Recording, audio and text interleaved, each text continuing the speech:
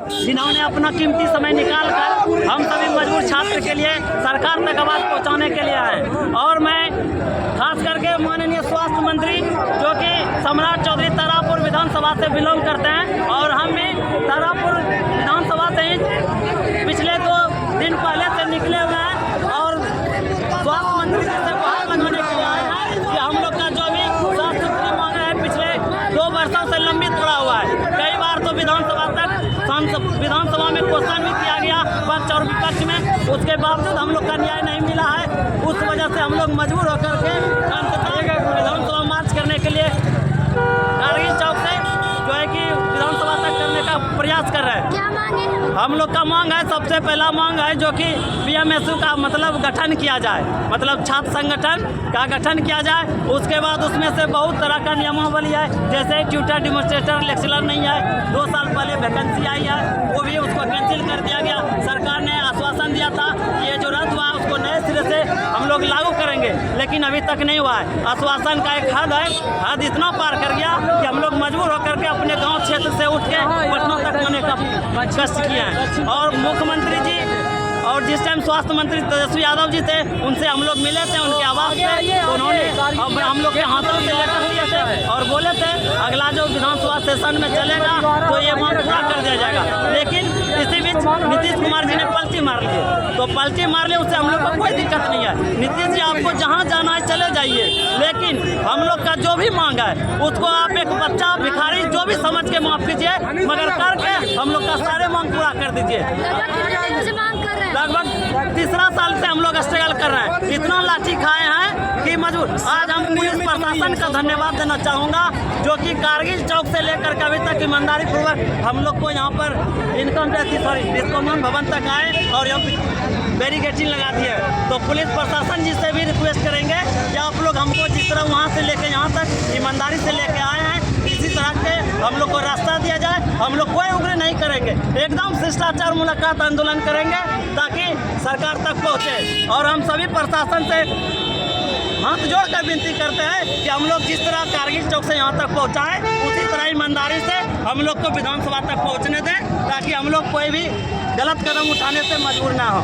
इसलिए मैं सभी प्रशासन को फिर से दिल से धन्यवाद और मुख्यमंत्री और स्वास्थ्य मंत्री जी स्पेशल हम सम्राट चौधरी जी से कहना चाहेंगे कि आपके क्षेत्र का बच्चा जो कि पैर से दिव्यांग है वो तारापुर से चलकर पिछले 2 दिन से मजबूरी के कारण सुबह रात से खाना नहीं खाए हैं, लेकिन आपके क्षेत्र का बच्चा एक गली की मतलब चौक चौराहे पे भटक रहा है। इसलिए स्वास्थ्य मंत्री माननीय श्री सम्राट चौधरी जी हम आपसे रिक्वेस्ट कर रहे हैं, आपका जो क्षेत्र है विधानसभा तारापुर हम वहाँ से उठ के आए हैं, पैर से मजबूर हैं और आज हम तो आने में कुछ हद तक सक्षम थे तो आगे कुछ ऐसे छात्र हैं जो कि पैर से दिव्यांग है वो आने में असमर्थ है, कुछ लड़की लोग भी असमर्थ है, उसको हॉस्टल मुहैया नहीं होने के कारण कई किलोमीटर पैदल यात्रा करके आना पड़ता है, जिसके कारण उसके साथ मोबाइल कभी कभी छिना जाता है, बहुत कठिनाइयों का सामना करना पड़ता है। कुछ लड़के उसको मतलब ये है वो है, अगर उसको हॉस्टल का अवेलेबल होता तो आज 2 घंटा 1 घंटा जो भी टाइम बर्बाद होता वो नहीं होता। और मैं फिर से स्वास्थ्य मंत्री जी आपसे उम्मीद लगा करके जिस तरह से आप अपने अभिभाषण में देते हैं कि तारापुर का कोई भी बच्चा को कोई तरह का दिक्कत होगा कतरा बहा देंगे, तो आपसे हम रिक्वेस्ट करते हैं तारापुर का बच्चा कतरा मांग रहा है, अगर आपको मेरे प्रति या पूरे बिहार के स्टूडेंट के प्रति जरा भी मतलब दया है तो हम लोग का जो भी मांग है आप पूरा कर दीजिए। अगर आप मांगे पूरा करने में असमर्थ है तो हम लोग का जो भी प्रदेश अध्यक्ष महोदय है उससे आप आपस में साझा कीजिए, उसमें भी हम लोग कंप्रोमाइज़ करेंगे, कुछ आप कंप्रोमाइज़ कीजिए। मानते हैं हम लोग का कुछ मांग है जो कि आपको लग रहा होगा कि इसको हम पूरा नहीं कर पाएंगे, लेकिन आपस में एक समझौता कीजिएगा तब ना निराकरण होगा।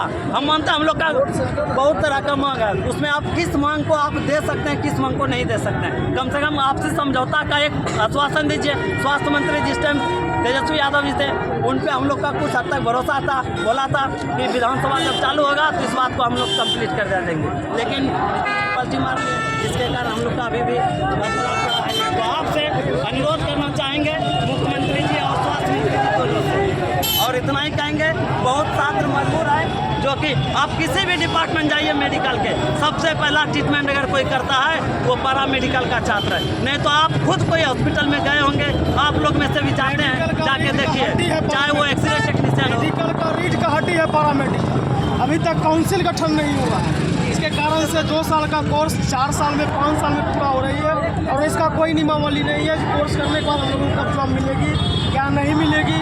और 7 निश्चय, मुख्यमंत्री का 7 निश्चय योजना में एक भी योजना का एक भी जो भी उनमें 7 निश्चय है एक भी दिया नहीं गया है। ना हॉस्टल में बाउंड्री है, ना ट्विटर है ना डेमोस्ट्रेटर है। ये बच्चा को हड्डी कहाँ है, कहाँ नस है पता ही नहीं रहेगा, क्या यूज करे, क्या प्रैक्टिकल कर पाएगा। हाँ, वहीं पे बैरिकेडिंग लगा दिया प्रशासन, लगा रहे हैं।